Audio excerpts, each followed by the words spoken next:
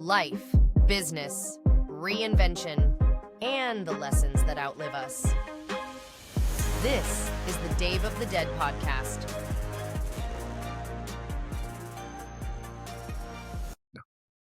Hola, everyone, and welcome back to Dave of the Dead. As we all know, reinvention doesn't ask for permission. It asks what you're willing to face, and more importantly, who you're willing to become. And that's a road my guest today knows intimately. Gaby Natale built her own lane when none existed. She's a 3-time Emmy Award winner, author, creator, TV host, media entrepreneur, and a highly sought-after inspirational keynote speaker. Gaby did not wait to be chosen. She chose herself, becoming the first Latina in U.S. television history to win not 1, not 2, but 3 consecutive daytime Emmys. But her hardest fight didn't happen on camera. When Gaby was diagnosed with breast cancer, she faced it publicly with honesty, courage, and an unwillingness to submit. Quite the opposite. She turned survival into fuel, and in the process, she inspired countless others along the way. So today's conversation isn't just about Gaby's incredible success. It's about breaking fear loops, rewriting identity, and moving from waiting to creating through what Gaby calls the virtuous circle. Mi amiga, Gaby Natale, welcome to Dave of the Dead. Woo! Hello, Great to Dave. have So you. happy to be there. What a beautiful introduction. Thank you so much for having me. I love having you. And I'll say up front, I've known Gaby a long time. We're fellow entrepreneurs. We'll get into I that a think little bit. 10 plus years, maybe 15. Easily, maybe even 15 at this point, but who's counting? It's so great to have you on. I've known you a long time, and I'm so proud of you and your success, and we're going to talk about all of it. So, as I said in the preamble here, this is about life, business, reinvention, and lessons that outlive us, all things you are, going to share a lot about.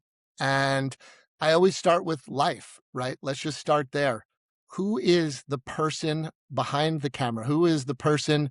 Tell the audience where you came from and a little bit about your backstory growing up in Argentina and moving here to the US to start.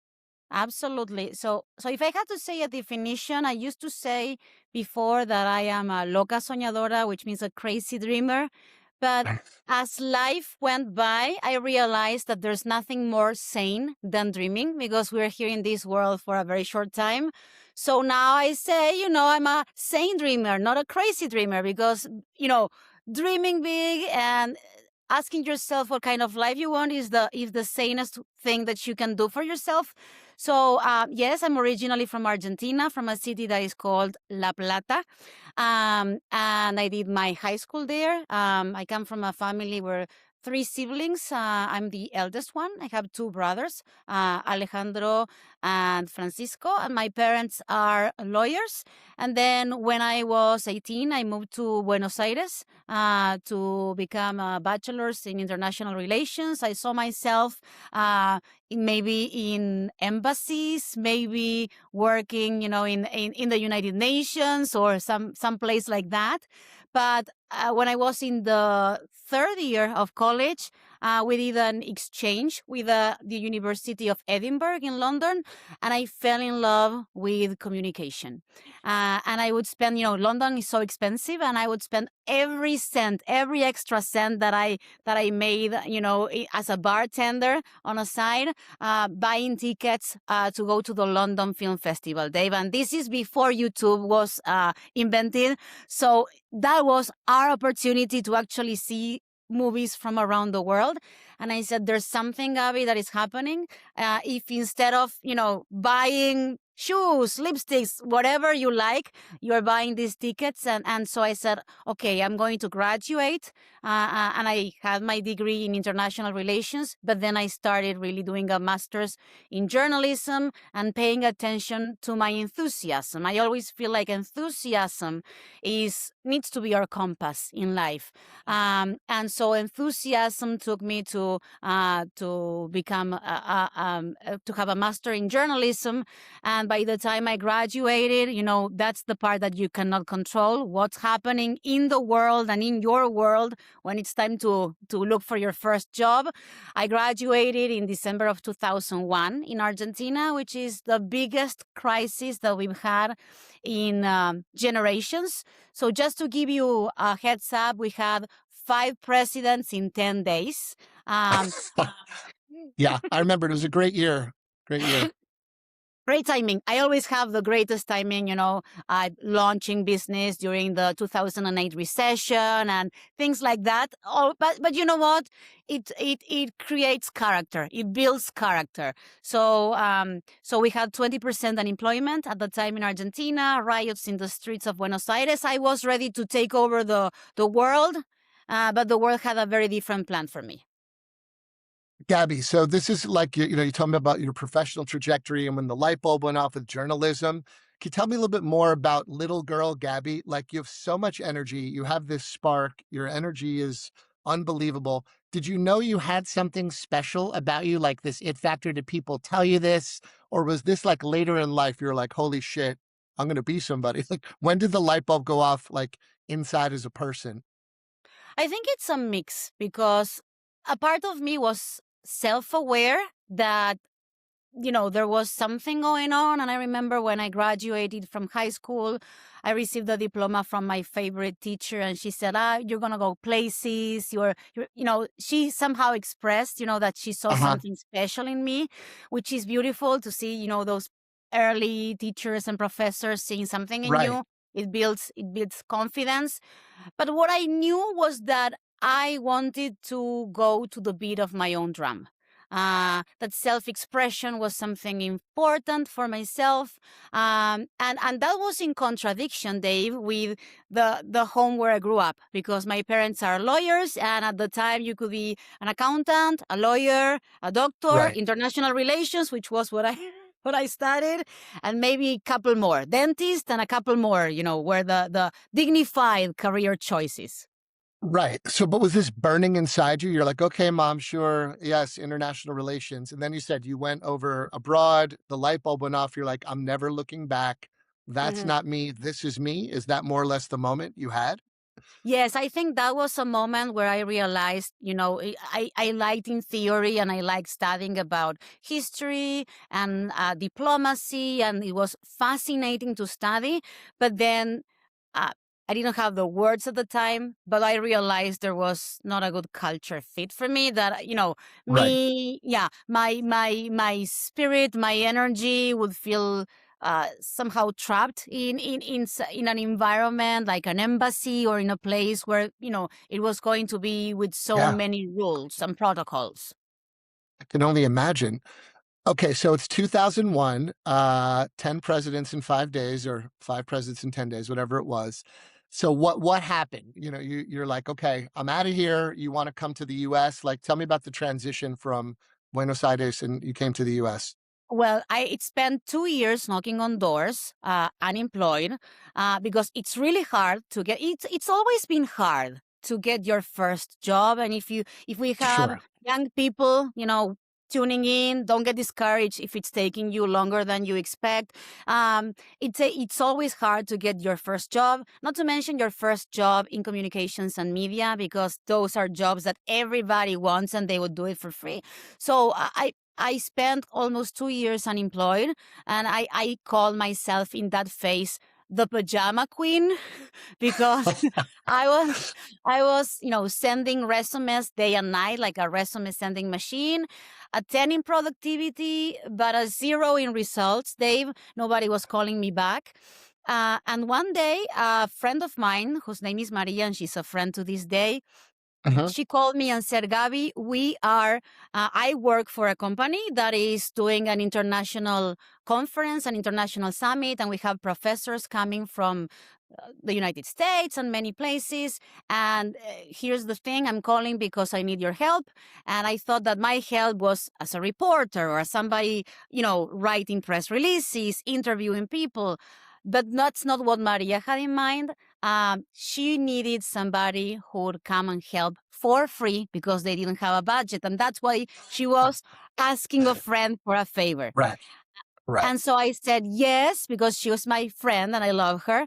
But the moment I hung up, I thought to myself, this is the irrefutable proof, Dave, that I am a total failure. I have a master's degree and I'm going there to work for free. And the job that she offered me was not as a reporter or anything, was to hand out flyers, wave at people when they, enter the conference, move chairs.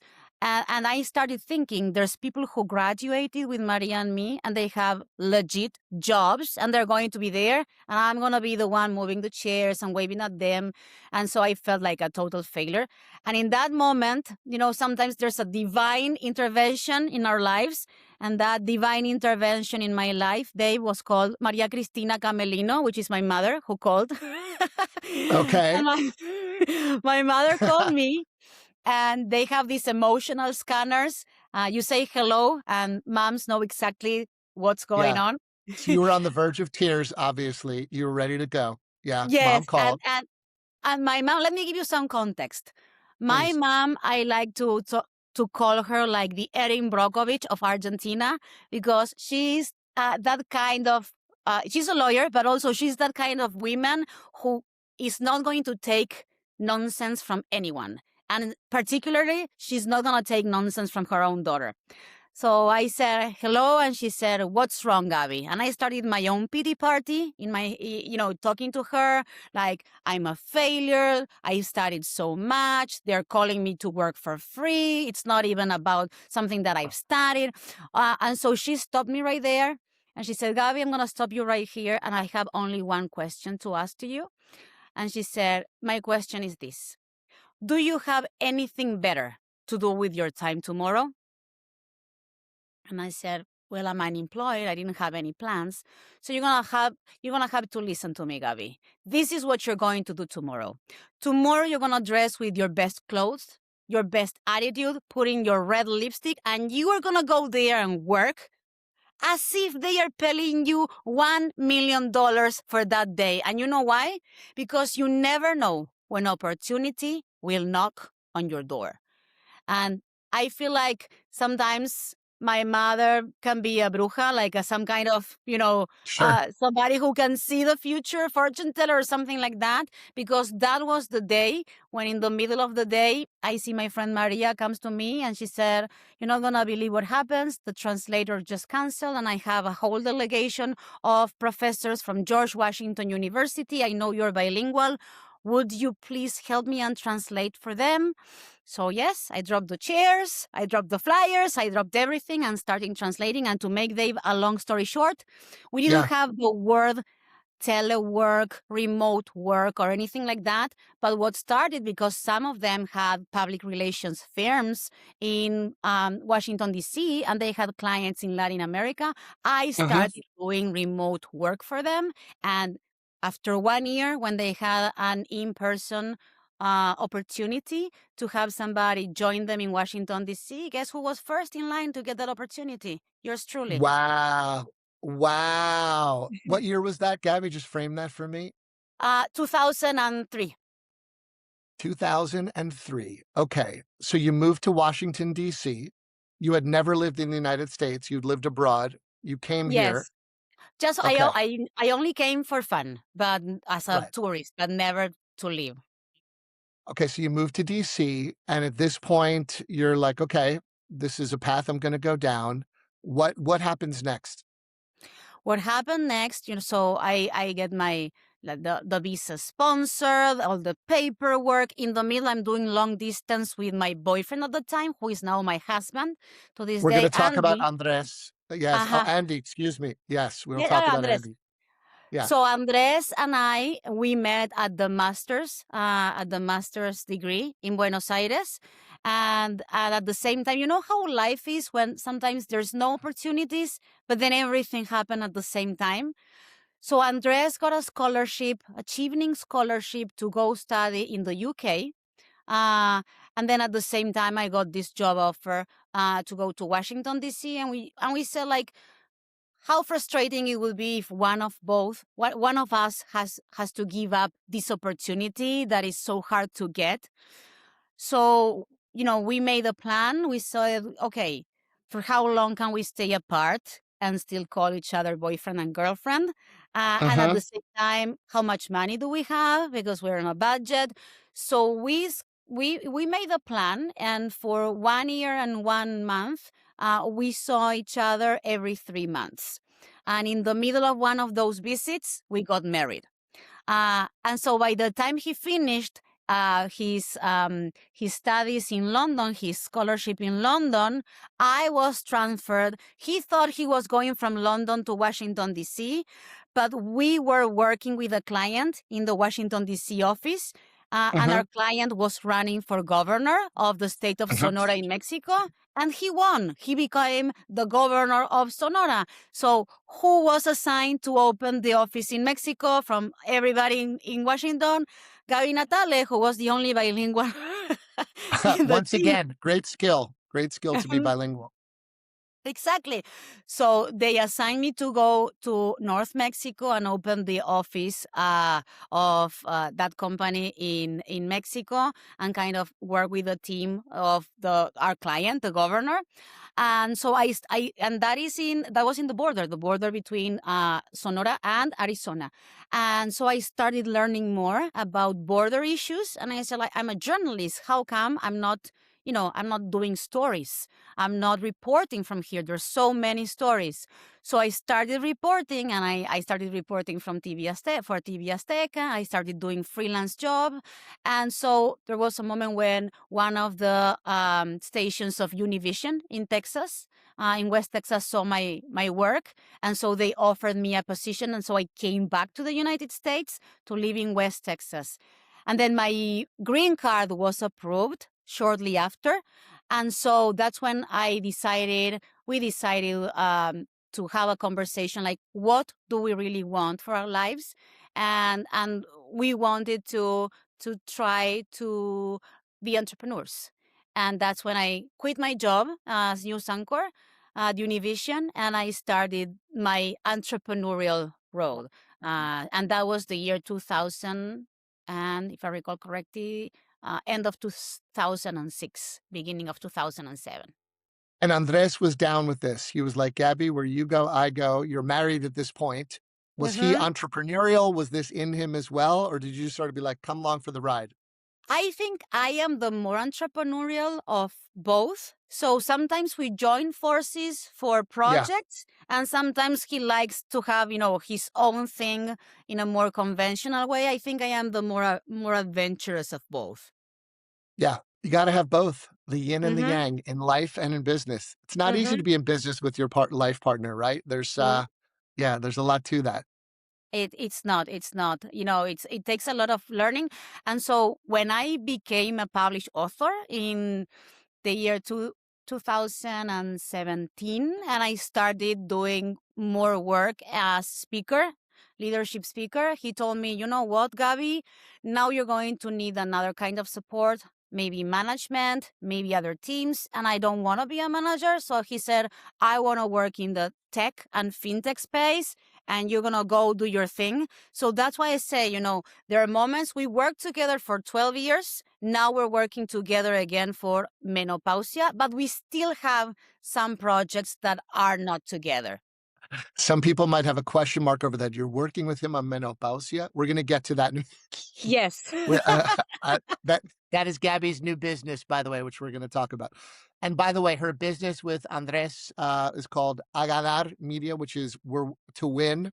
Winning media, I guess, would be the loose translation. And that's kind of when I met you during that era, because you had A Ganar, at least that was still your corporation. Yes. And then parallel. Because my name is Gaby Natale, and my signature has always been Gana, which is Ghana. So we made like a little bit of a creative mix, and that's why it's Aganar. Do you see this? You're from Plata and you're Ghana. There's a lot of themes going on here. Yeah. And like there's something this. Something else that is like a signal. My last name is Natale. In Italian, it means Christmas. And my mother was born on Christmas Day. So this, Natale, Mr. Christmas, marrying the girl who was born in Christmas, and having this was meant to happen. Yes. I love this. Divine intervention. Yes, brought you to this world, and your mom. It's beautiful. So when I met you, you were the self-anointed SuperLatina. I want to tell viewers or listeners, what is this persona? What gave you this idea? This is a huge part of who you became and who you still are. Mm-hmm. So Super Latina started when I quit my job as news anchor and decided to start producing content independently, mostly out of the frustration at the time of not seeing women in general and Latinas in particular represented in media with the dignity and respect that I know we deserve. And so I created this program, and we created it out of a carpet warehouse in West Texas. That's where it started. We pitched it to all the small local stations, and one of those local stations said, "Okay, we can give it a try, but our studio, the beautiful studio where they did the local news and the community shows and everything, our studio is always busy." And it was one of those small cities where one person owns like half the city. So the owner of the TV station also owned the main mall of that small city. So they said like the owner, the owner also owns the mall. And in the mall, they have an empty space, which is a carpet warehouse. They store the carpets there. Would you be open to record your shows out of that carpet warehouse? It And was we a said, quick yes. Of yes, course you were because okay with it. mhm, because I recognized even at that time that having a show that will record out of a carpet warehouse was such a huge opportunity versus not having a show at all. So we could always build on that. So our first show, we didn't have money for professional lighting. So we did construction lighting. I looked terrible. Get out of here. Construction lighting. It just was like lying around. You're like, this light would work. No, we couldn't buy professional lighting, and there were not fancy like the ring circle or anything like that at the time. Right. So we just went to Home Depot and bought those harsh lights, at least to have the light. And so we started learning and improving, and then a couple of years later, we are asked to do the show from Dallas. So that was like opening a new market. And so what happened was that in the year 2008, when the recession started, we were all in on being entrepreneurs, and we realized, I had already spent 2 years in Argentina being unemployed, knocking on doors in the middle of a crisis. I knew it was not fun.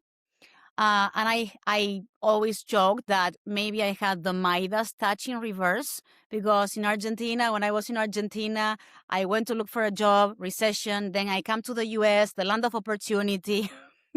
I start my business, and then the year 2008, the big crisis, and so there's another recession.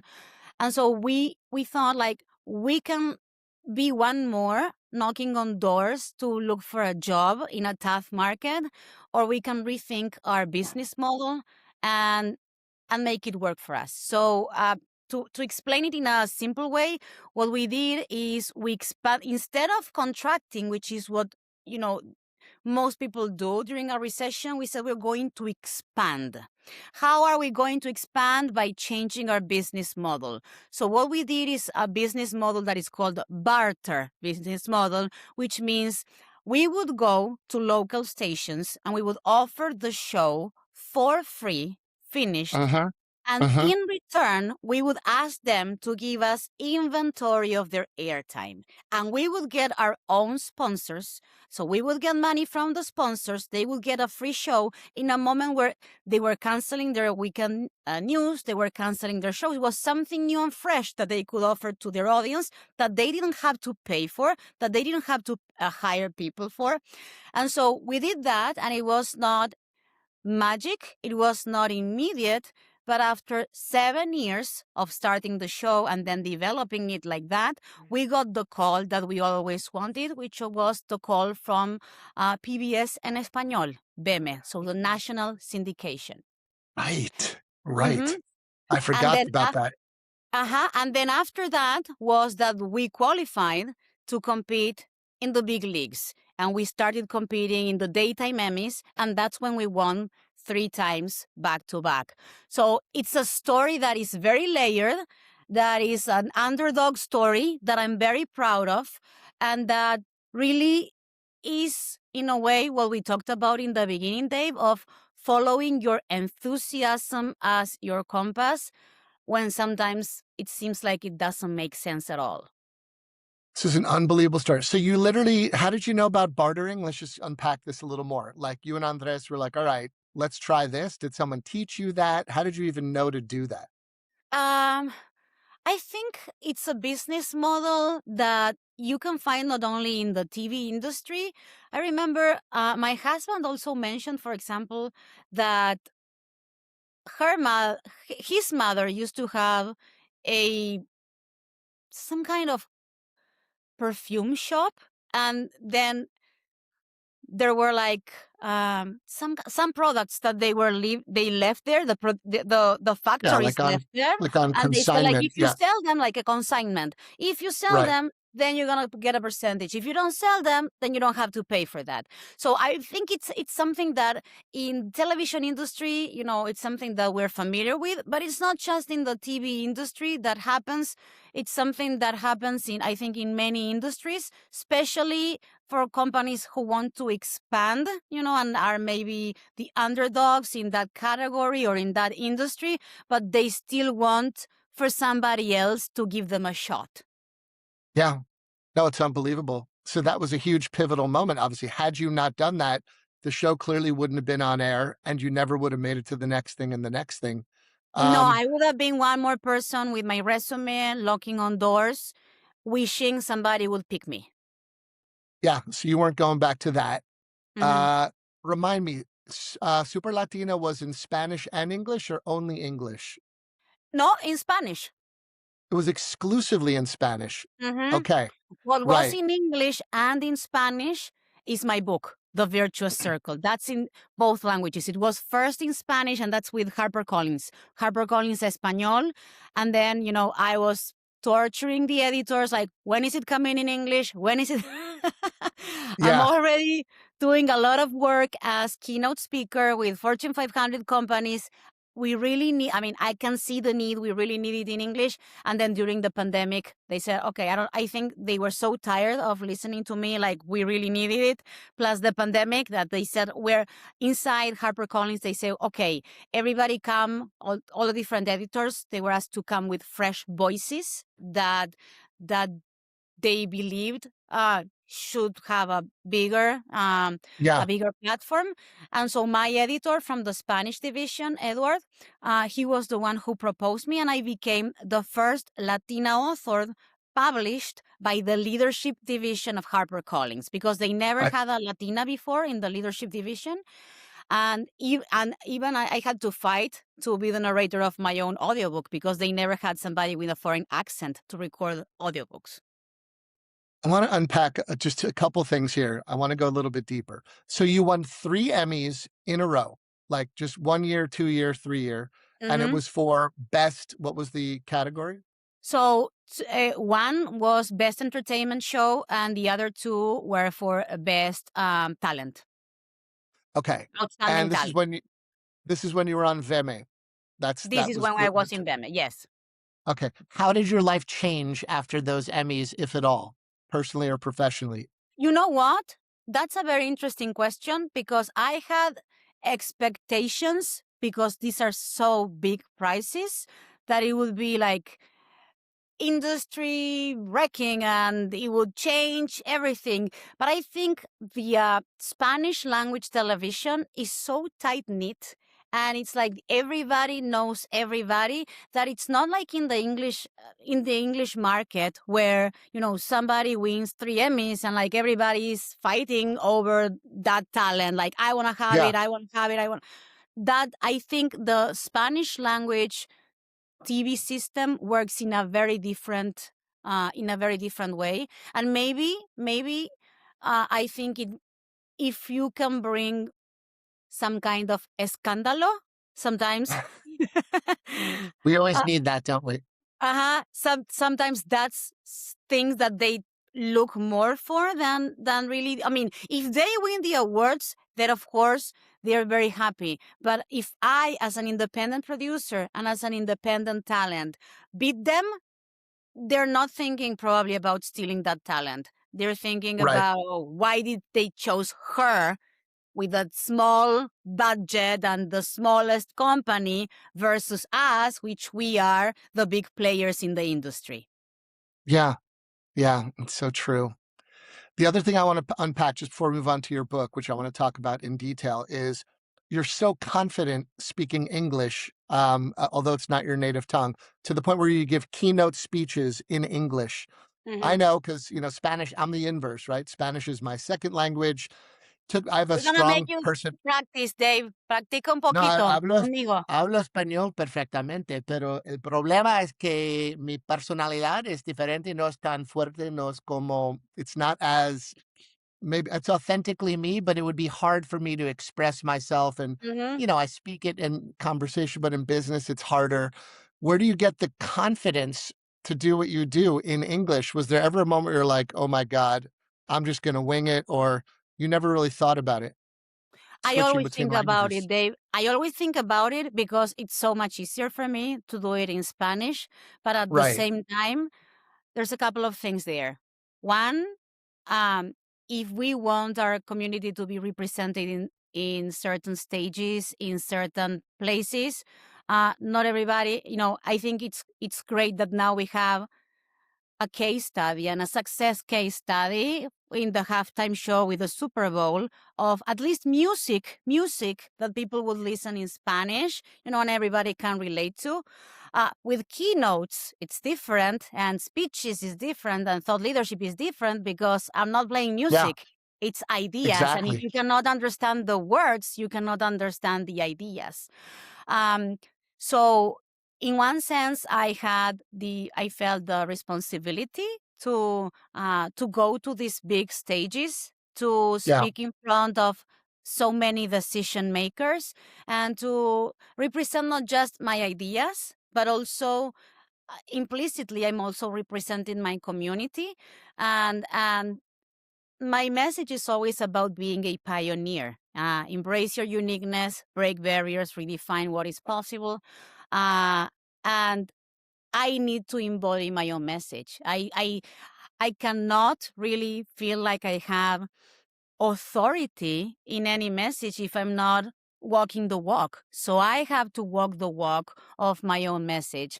And I feel like sometimes we second guess ourselves a lot, especially if it's delivering a presentation or a keynote or something in a language that is not our native language. Uh, Yeah. and I, and I'm not perfect. Sometimes I may, mispronounce one word or another, but I always feel, Dave, that there's one language that is a universal language. And to me, that's the language of energy. It's okay if I may mispronounce one thing here, one thing there. If I'm there anchored in my truth, in my authenticity, in my story, and I'm giving that audience the best that I have and the best tools so that they can go and become pioneers in their own terms, not like me, with their own flavor of uniqueness, and go Yeah. do what they want to do in the world. Absolutely. So did the keynote speaking start coming out of your book after it came out? Was that the springboard into it? You know what? A couple of things happen. One, we have a mutual friend, Ana Flores, with Oh, the yes. conference. With the conference We All Grow. So there was one year, I think it was the year 2015 or 2016, like 10 years ago, where they had an activity called Storytellers. Uh, Oh, yes. I know mhm, storytellers. Yeah, I've been, full disclosure, I have been to We All Grow. Anna is a dear friend. Anna, we got to get you on the show. Shout out to Anna mhm. Flores. Keep going, Gabby. And so I signed up for that. So to give you some context, it's a conference of hundreds of women, and they had this activity called Storytellers, sponsored by YouTube, and the whole thing was going on stage and sharing during, I think it was 12 minutes, a story of your life. And I said, I'm going to do it. Why not? Because I'm used to being on stage as a journalist. That's the catch. I thought it was going to be so easy because I was used to moderating panels and I was Right. used to being an MC. But the role of the MC and the role of a moderator protects you because you don't have to share a lot about yourself. You're just there to Exactly. make somebody else shine. So I signed up thinking, okay, piece of cake. I'm going to do it 12 minutes. And then when the date started to get closer and I had to write the story. What was the And story? What story did you tell? well, the story about being unemployed in Argentina, that story Okay. about my mother calling me and I'm and The whole the thing. pajama queen and all of that. Okay. So I knew in the audience I would have like clients, people in the industry, people I respected. So I started having cold feet saying, why am I going to put myself through this? First, I don't even know if I'm going to be good at it. Second, there's a lot of embarrassing details in this story. Why am I going to do it? And then I had like an epiphany and I said, if I'm going to do it, I'm going to do it right. I'm going to go all in and I'm going to really share from the heart and I'm going to practice it and I'm going to take it seriously. And so I went there and I stood on the stage and I shared from the heart. And what I did not know was that in the audience, there was a literary agent, a Leiso Bridger, who listened to the story and said, there's a book here. And synchronicities happen. I already had like all the framework of the virtuous circle that I had written and everything. So, it's one of those moments where everything aligns. And I think 3 months later, we got the book deal. We got the offer from HarperCollins. I mean, anytime you just sort of opened up your energy and went for it and said, the hell with any barriers, anything, I'm just going to go for it. Obviously, good things have come in your life, Gaby. I'm sure you're seeing a pattern here. I know, but Dave, I have to be honest. People see me and sometimes they may assume that I do it without fear. I'm terrified. I'm terrified many times when I'm pushing myself out of my comfort zone. But then I say, I'm not going to cancel. I committed. I felt bad because I committed to the conference. I committed to the activity. And then I will be probably, disappointed at myself that I didn't give it a try. So there's one thing is doing it and sucking or failing and you Yeah. can still improve from that. But it's disappointing with oneself if something was a dream or something that you were looking forward to it and then you start second guessing yourself or getting cold feet only because some of my clients were going to be in the audience, or how am I going to be perceived, or is this going to hurt my reputation? So there was a lot of inner dialogue, bad inner dialogue going on. And you have like the devil and the angel, and so Yeah, the sure. angel won. Yes. Yeah. Some call it negative self-talk, whatever you want to call it. Yeah. None of it's real. It's just talk in your head, and that you're not your thoughts, as we know. They're just thoughts. So I want to just close the chapter on virtuous circle. So your book is called The Virtuous Circle. I think you wrote it about however many years ago it was. But this is so right after. So you put it out before 2020. I want to say it came out. The original one was in 2017, the one in Spanish, but then we did an English version with some updated chapters, and that went on sale. It was published in 2021, so 5 years ago. Okay, that's what I saw. That's why I thought. So the Spanish one was much, it came out first.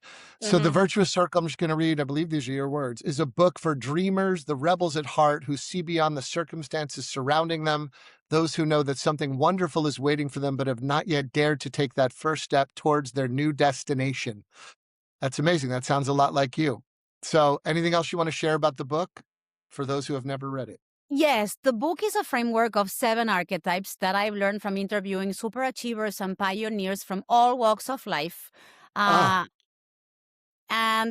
And it has a framework with 7 archetypes. Imagine a circle. Imagine a pizza with all the slices. So it's a circle with composed by 7 triangles, 7 archetypes. And so they go from the dreamer, and to each archetype corresponds a activity. So the first one is the dreamer, and the dreamer visualizes. The next one is the architect, and the architect plans.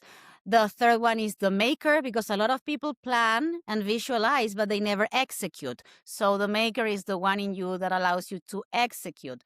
The next one, when you start executing, you're going to have hits and misses. So you're going to become the apprentice. The apprentice is the one that perfects their craft. And when you become super good at what you're doing, sometimes what happens is that people still not pay attention. So you need the next one, which is the warrior. The warrior is the one that allows you to persevere in your journey. And when everything you learned as an apprentice and the perseverance you have as a warrior come across an opportunity, because sooner or later, we come across opportunities in life. That's the moment when you have your achievement, the moment of your achievement, and I call it the archetype of the champion. The champion achieves. And the question that I have for all the champions is always the same. Champion, what are you using your achievements for?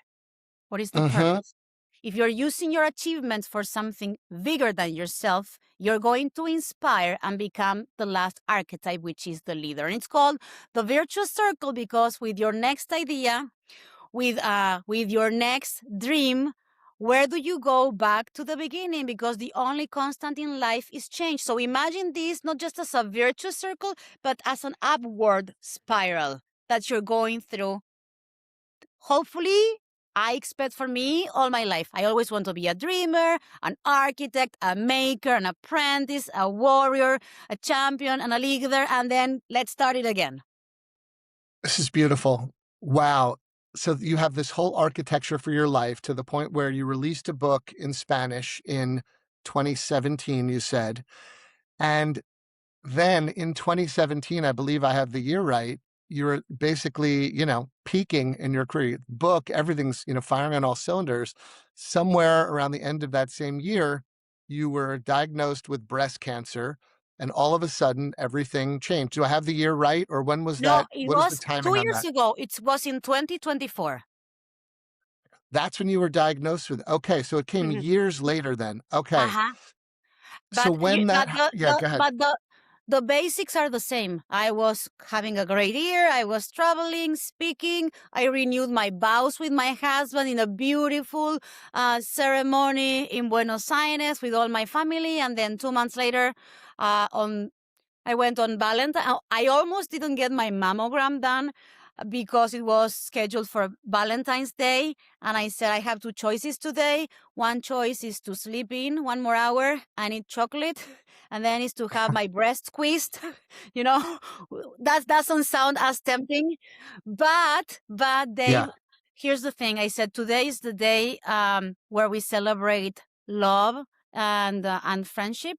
And I said, a mammogram could very well be understood as an act of self-love. Don't cancel it.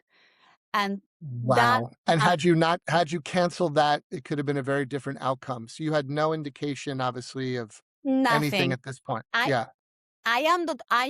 My mother is a breast cancer survivor as well, but she was diagnosed when she was in her 60s. So nothing really indicated, I didn't have any symptoms or anything. So nothing really indicated that me at 46, of course I would have to have screenings, but I didn't have any red flag or anything that was pointing in the direction of, something was happening. And so, everything changed. So I went for, the treatment included multiple surgeries, bilateral lumpectomy, which is the surgery that allows you to preserve your breasts. I had chemotherapy and I had radiation.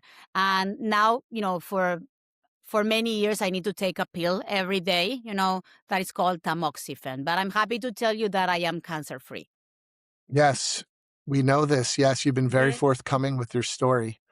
So what was it like? You get this mammogram, you're getting the news no one wants to hear. but everyone knows is possible at some point in your life. You're going to hear it. What went through your mind when you got that diagnosis? I was not mad, Dave, because a couple of things. One, some people around me got mad and said, life is not fair. How come this is happening to you? You're a good person, or you didn't have any bad habits or anything like that.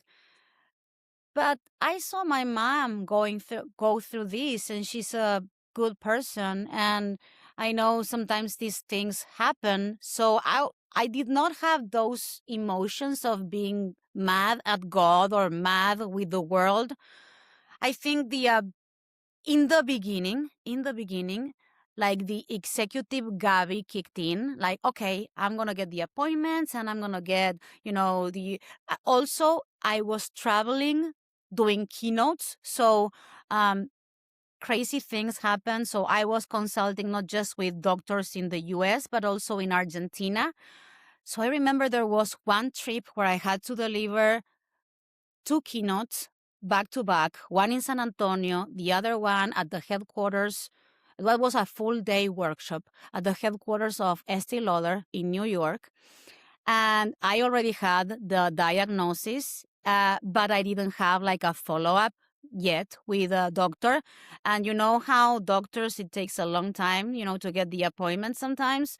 So I was scheduling some other consultations through the internet with doctors in Argentina, because I also have health insurance there. I have health insurance in both countries, which turned out to be a smart move.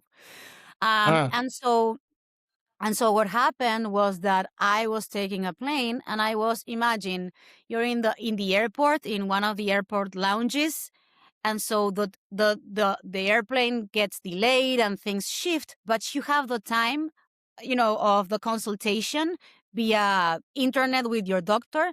So one thing I remember about that time that was pretty crazy was I was in a place with zero privacy. With the first consultation with the first doctor I talked to, which was the first that could see my results and everything, and I was asking very intimate questions and emotionally charged questions like what is my survival rate? What do you think about this? Do I need to get a mastectomy and get my breast removed? All of that consultation in a lounge? I don't remember if it was the Centurion Lounge or which lounge it was that I was. I mean, now I laugh, but it's tragic, that sometimes I didn't want to miss the consultation, but the plane got delayed and I had to make it work. Sometimes you have to no make choice. it work.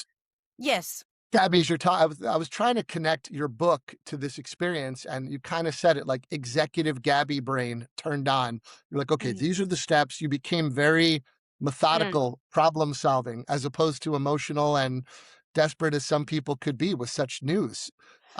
Were you balancing those things, or did you just stay like, I'm fighting this thing. I got a plan. I'm going to do everything they tell me. It's not an option. I'm going to heal from this. Tell me more about that mindset.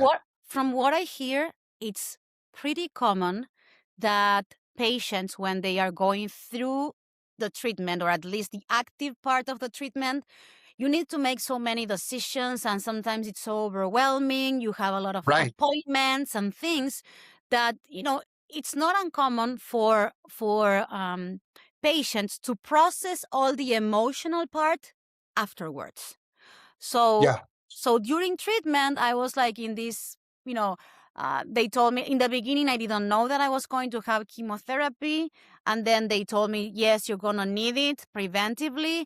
And so I said, I'm going to document it, and I'm going to document the process. And because I'm Gaby, and me being me, I even did a photo shoot. And I said, I don't know, if, hopefully this bold look is the only time in my life that I do it, unless I do it for fashion.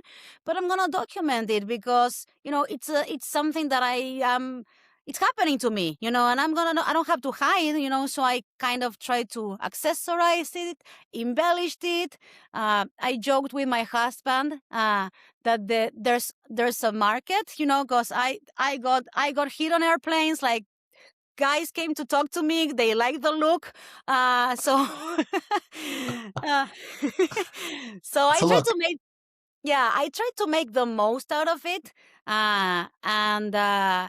And my doctor told me at the end of the treatment, in the beginning of the treatment, he said, act like nothing is wrong and do the best that you can. When you can work, when you need to rest, because there's also, I think, a positive psychological effect on trying to do or to follow as much as your normal life as you can, even when you cannot do everything or the same kind of things that you used to do during treatment. And maybe the week after, chemotherapy, you need to sleep more, or you feel like, you don't have all the Sure. energy that you want. But at the same time, I think that was a good advice from my doctor, like pretend like nothing's wrong. So I did as much as I could. And then at the end of the treatment, he said, you became your own best friend. And I think that was something that I learned from the process. Dave, I've always been somebody who has been very demanding of myself. I have always been the one that if I do 9 things right and 1 is wrong, then why I'm pointing at the wrong thing and the mistake and I think I called it la peladita, the baldy. I think is my proudest version, because that's the version that was the most loving with herself, the one who looked at herself in the mirror and said, you got this, you can do it, you look beautiful, look at you, you're a badass. So that was something, in a way, refreshing, because I used to tell myself, okay, this was okay, but if it was 90% correct, why not 100, 110%? So I think that, in a way, it changed the relationship with myself, even to this day, I believe. Yeah. And always a positive person, but even you had negative self-talk. This took any of that and threw it in the garbage. And you said, there's no room for that, especially now. This is life or death. So I told myself, you're such a badass. Look at you, and you're making it work, and you're having positive attitude, and you're showing up, and and then when I knew that the treatment was about to finish, I said, if I here's the thing, breaking the news, it's a moment. So first, what I did is I broke the news to myself first, and then to my husband. Then I waited to break the news to my parents, because they live far away. They're not getting any younger. I mean, they couldn't help me in any way. So I pretend nothing was wrong for a couple of months. They were not happy when they learned.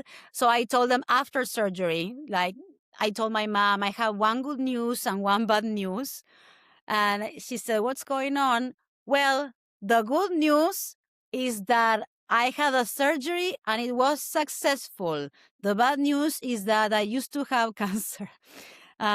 So it was a lot for her to take, but I just wanted to be able to share the news when I Of could course. give her a little bit of sense of more normalcy. And then there was a third stage in sharing the news, which was sharing the news openly. And I knew that I would need, that people would ask me questions, and that there were going to be other women who followed me that probably were going through the same, or that, needed answers. So I wrote a cold email to the president of Susan G. Komen, Paula Schneider, and I said, hi, Paula, this is who I am. This is what happened to me. This is my platform. Let me know how I can be of service. Let me know how I can help. And like within an hour, she replied, and she copied like people from all different departments in Susan G. Komen. They are amazing. And so I became an official Susan G. Komen ambassador. And so we collaborate. Sometimes it's media in English and in Spanish. Sometimes it's sharing my story. Now, for example, in May, in a few months, we're going to do a webinar for survivors on menopause, because so many of them are medically induced to menopause. But the quality of life, I understand doctors are focused first in saving your life, which is the priority. But then we need to start having these conversations around quality of life for survivors. 100%. I could literally talk for another hour about this subject. I just want to say you're a gladiator, a warrior, nothing you don't know already, and an inspiration to so many. And yeah, like everyone else, I watched your story play out, and it's beautiful to see you doing well. And yeah, just doing good with this experience you had and putting it to good use in your life and for other people.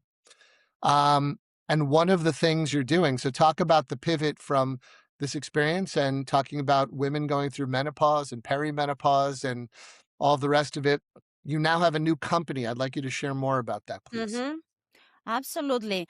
So what happened was, as I was doing my work for Susan G. Komen, doing interviews in English and in Spanish, and going to Miami and everything, what happened was that I started having the symptoms of menopause all at the same time.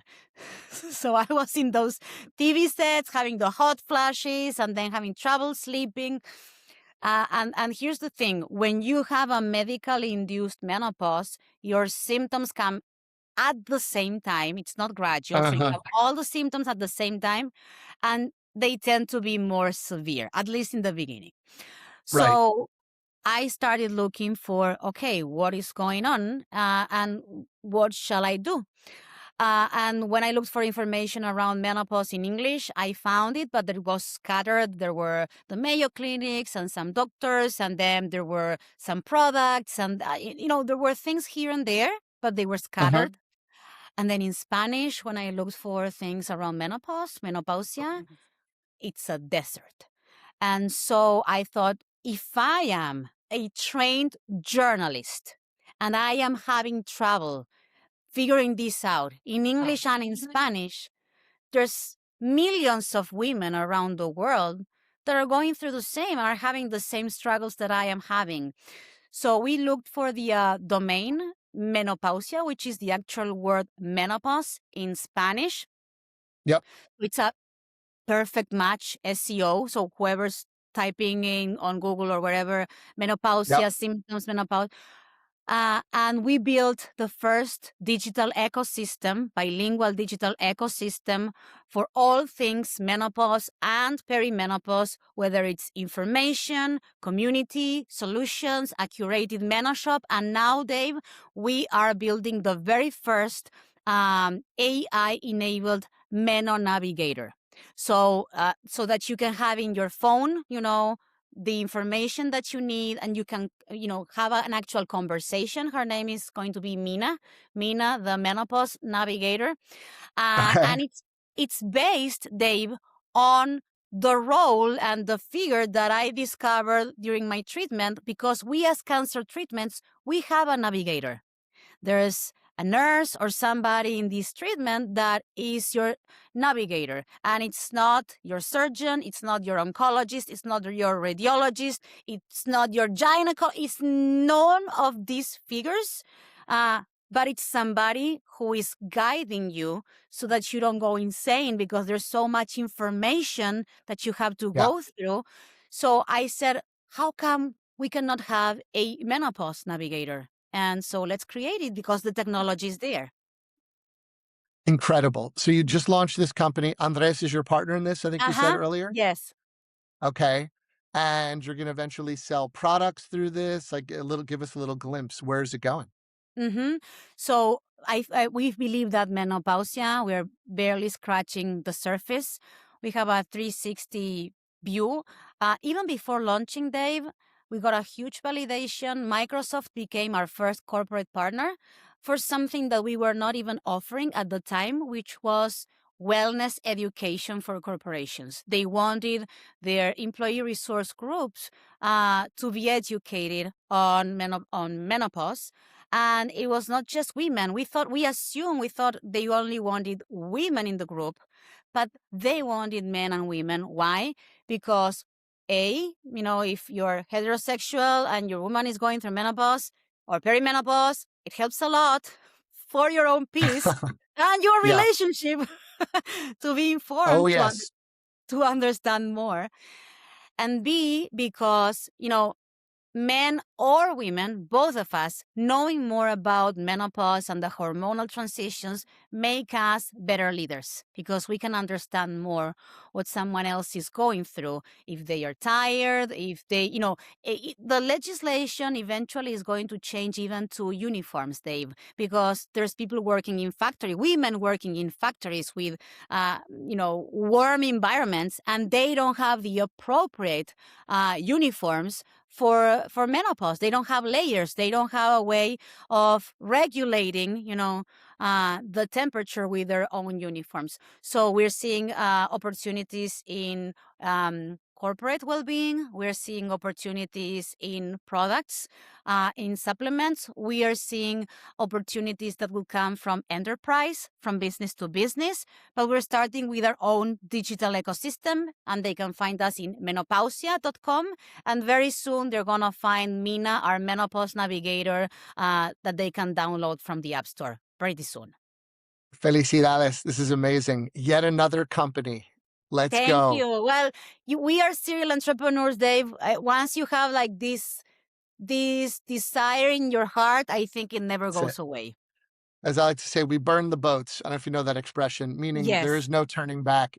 This is it. Exactly. For good or for bad. Some days we love it. Some days we are thinking like, what was I thinking about? Yes, I have days like that for sure. All right, as we look to wrap up, I have some signature questions. One in particular I'll end on, but sounds like your mom, you've mentioned her a lot throughout this conversation. I was going to make this an abuela question, but let's make it more about your mom. So Mhm. mom was a lawyer, yet mom was obviously like, Gabby, you pick yourself up. I don't care what it is, you got to go do it. And she's obviously supported you throughout your life, and she's been on this journey with you the whole way, a Mhm. central figure. If I were to have your mom here, what would she say about you and your life? What do you think? I think she would say, take it easy, relax, I think she had the expectations for me to go to college, to become a professional. And I did what she had in mind. And then life opened up in ways that we didn't know it was going to open up.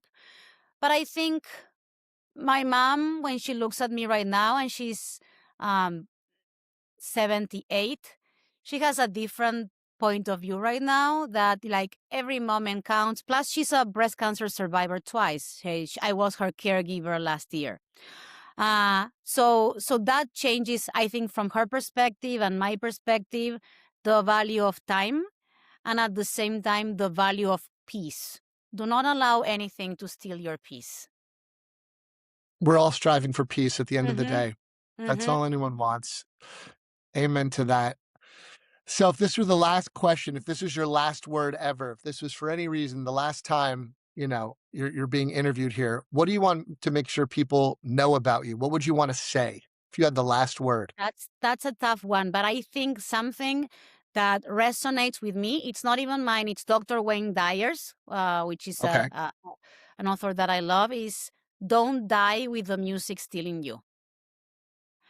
That is, for me, something that I always go back to when I'm feeling too scared, when I'm feeling, should I do this? Should I do that? I don't want to be that person, who grows old. If I have the privilege of growing old, because we assume, but we don't know. But let's say we are blessed enough and fortunate enough to grow old. I don't want to be one of those people who have the regrets, the regrets of the dying. I much rather say I messed up so many times and I made so many mistakes. And why did I give it another try? And why did I do this and that? Versus, I could have done so much more and there's still music in me. You have no idea how good of a segue that is, because the last question I'm going to ask you, and then I'm asking all my guests. So one day, hopefully you'll be 120 years old, Gaby. We all should be that lucky. What song, could be Spanish or English, is playing on that day for those in attendance to remember you? Is there a song that is Yeah, a Gaby song? I like it. And it's in English and in Spanish. It's by Shakira Okay. called Gitana, Gypsy. Okay. Tell me more. What are the lyrics and why did you choose that song? I'm a gypsy. Are you coming with me? I don't care. It's like I'm terrible singing and terrible with That was incredible. words. But basically, what it says is, I'm a free spirit. Take me as Exactly. I am. Don't try to put me in a jail. Don't try to. I'm a good spirit, but I'm a free spirit. And as long as you 100%. respect that of me, we're gonna be great.